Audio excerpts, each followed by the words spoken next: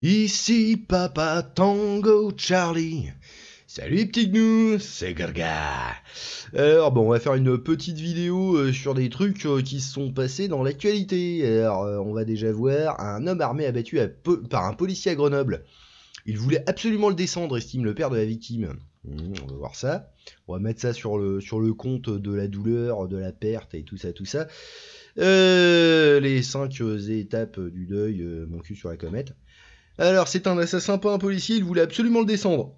Très remonté après les faits, le père de la victime a témoigné auprès de nos confrères de RTL. Alors, on va voir comment ça s'est passé. Les faits se sont déroulés autour de la place d'Apreville, dans le centre-ville de Grenoble.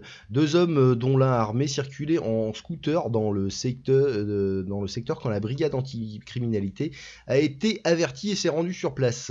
D'après les informations livrées à l'AFP par une source policière et reprises par nos confrères du Monde, le pilote du scooter était équipé d'un gilet pare-balles.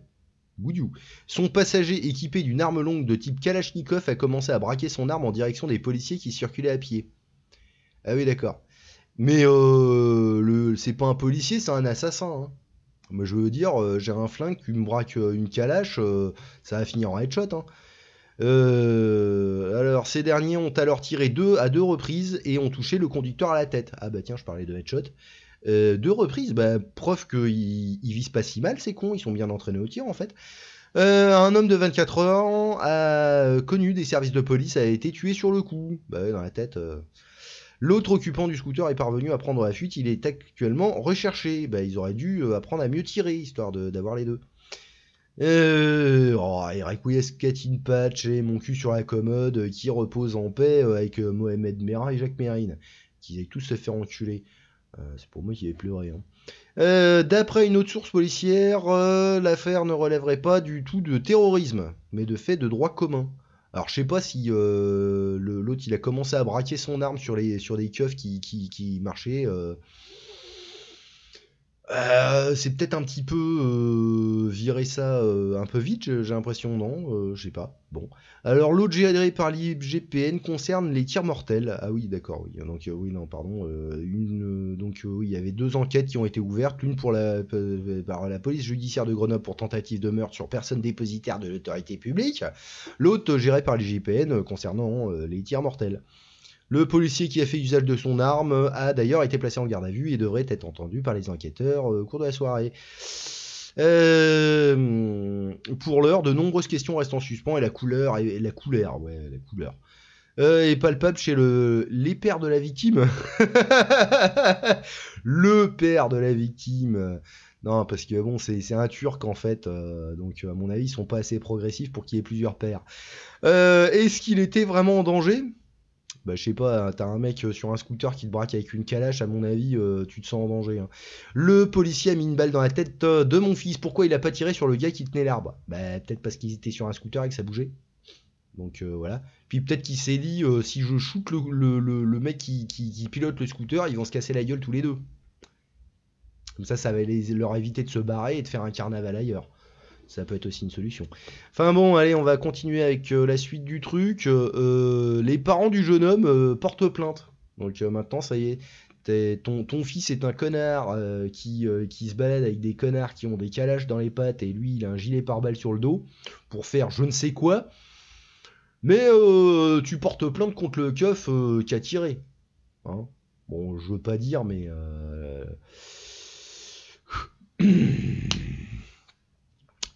Hein. Zoom, zoom, zoom, comme dirait l'autre. Hein. Bon, allez, voilà. Alors, qu'est-ce qu'il y a ? Il a indiqué avoir fait usage de son arme à ça, l'autre pointait avec une Kalachnikov, ok. Il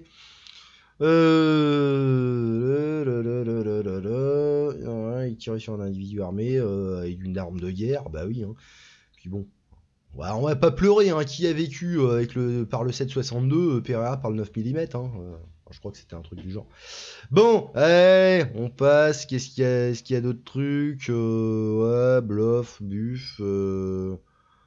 Ouais. Alors la piste terroriste écartée, moi je trouve que c'est écarté un peu vite. Hein, parce que un mec qui commence à vouloir braquer deux flics qui sont en train de se balader, ça pue la merde, j'ai envie de dire. Mais bon, hein, pas d'amalgame.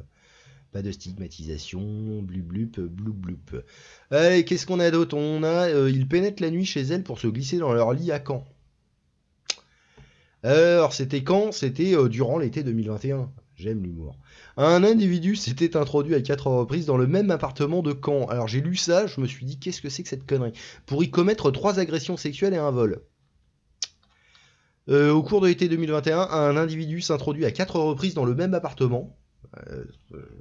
C'est quoi le délire? Rue Caponnière à Caen. Je sais pas, 3 agressions sexuelles et un vol. C'est pas sur la même meuf quand même. C'est hallucinant.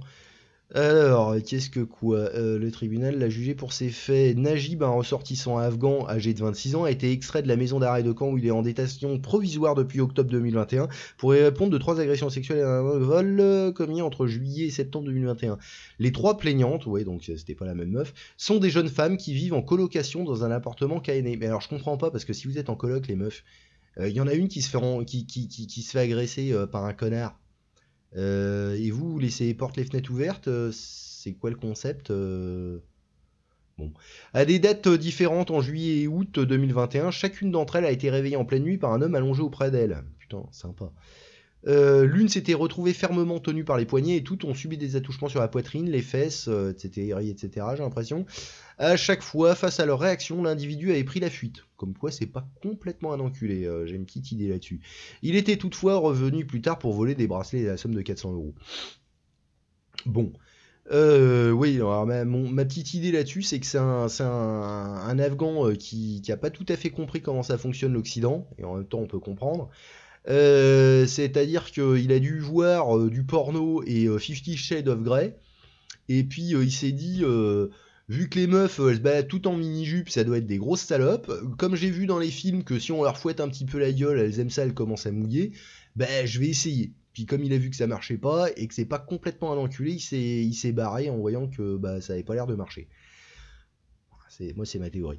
Bon, alors qu'est-ce qu'il y a d'autre? L'enquête va mener à Najib en possession des bracelets et de l'argent, blablabla. L'homme est en situation irrégulière en raison de son casier judiciaire qui comporte des mentions pour des vols et des escroqueries. Mais il est encore sur le terrain. Zoom, hein. Il aurait fui les talibans à la suite de l'enlèvement et de l'assassinat de son père qui aurait travaillé pour la Croix-Rouge américaine. C'est con, hein. La France, elle m'a pas aidé, madame la présidente. Va voir les talibans, ils vont t'aider, t'inquiète pas, ça va bien se passer. Non mais putain, c'est quoi ce foutage de gueule, quoi, entre les connards qui portent plainte contre des flics qui butent des enculés, et les connards qui se plaignent qu'on les a pas aidés à tripoter des meufs, c'est quoi ce délire, putain. Bon, qu'est-ce qu'il y a d'autre? Voilà, et on requérera une peine de 4 ans de prison ferme. Bah non, envoyez-le chez les talibans, ça ira beaucoup plus vite. C'est peut-être pas un mauvais bourg, mais qui se démerdent avec leurs connards, putain. Ah là là là là, alors qu'en plus, voilà, suivi socio-judiciaire pour une période de 3 ans, alors autant dire que ça sert à rien, hein, c'est aussi valable que les stages payés par la NPE, enfin la NPE Pôle emploi maintenant. J'ai fait ça une fois, j'ai ricané. Hein. Bon, blablabla. Bon, ouais, il va payer, il devra verser 1500 € à chacune des 3 victimes et 1600 € de frais d'avocat, tu parles, le mec, il les a. Bon, ouais, n'importe quoi. Allez, on va continuer dans n'importe quoi. Expulsé, il refuse de monter dans l'avion, les policiers font un aller-retour pour rien. Le titre m'a fait rire. Moyennement, mais quand même. Des policiers ont dû conduire un homme qui était sous le coup d'une OQTF, c'est quoi ce truc, de Saint-Brieuc, Côte d'Armor, à l'aéroport de Roissy-Charles de Gaulle, ah ouais, carrément, Saint-Brieuc-Charles de Gaulle, putain, avant de faire demi-tour avec le même homme. C'est rentable.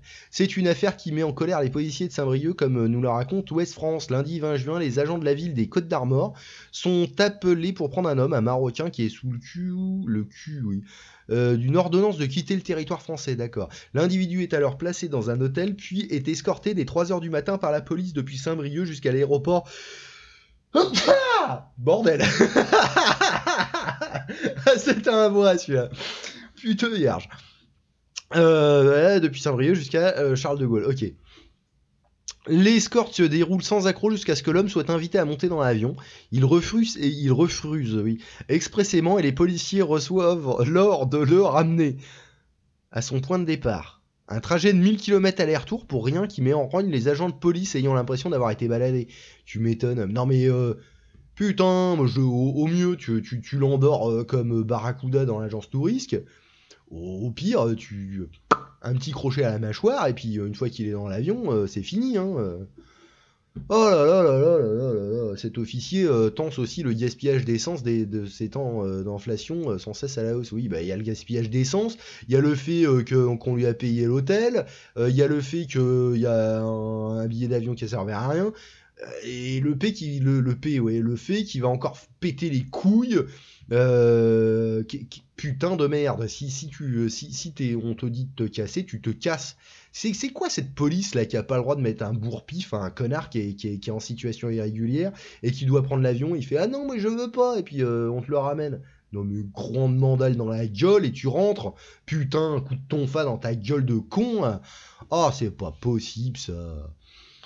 Bon, ouais, on va faire des trucs un peu plus drôles. 80 exemplaires du Coran ou couleur LGBT détruits par la police algérienne. Alors je sais pas qui est le con qui a eu cette idée là. C'est soit un maître du troll, soit je sais pas. Alors en Algérie, la gendarmerie a annoncé la destruction de 80 exemplaires du Coran jugés LGBT en raison de leur couleur rappelant le drapeau arc-en-ciel, symbole de la diversité, machin, blup blup blup. Bah, si ça se trouve, en fait, le mec il a juste fait ça parce qu'il trouvait ça joli, puis ils ont déliré, ils ont dit ah, c'est LGBT, j'en sais rien. J'en sais rien, mais en tout cas ça m'a fait rire. Sinon, en Italie, dans cette commune, les coiffeurs risquent 500 € d'amende s'ils font trop de shampoing. Alors, le maire de Castenaso, une petite ville italienne située près de Bologne, a récemment interdit aux coiffeurs et barbiers de sa commune de procéder à un double shampoing sur leurs clients. Selon The Guardian, cette décision inédite dans le pays a pour but de lutter contre la sécheresse qui règne actuellement dans la région. Ah, d'accord, ouais. Et pour éviter le gaspillage d'eau. Et effectivement. Et pour les connards qui carchérisent leur bagnole en plein été, là, on fait comment Combien d'euros? Parce que là, je sais pas, pour un shampoing, ça fait combien de litres 10 quoi 20 litres pour un set de choux à les cheveux. Donc 10 litres le shampoing, quoi. Pour une bagnole, c'est un peu plus. Hein. Donc là, moi, je te mets 10 000 dans ton cul, direct, voilà. Et ta bagnole, elle restera crade, tu fais pas chier. Bon, allez, sur ces belles paroles, amusez-vous bien les petits gnous, hein, pouce bleu, tout ça, et puis allez vous faire foutre.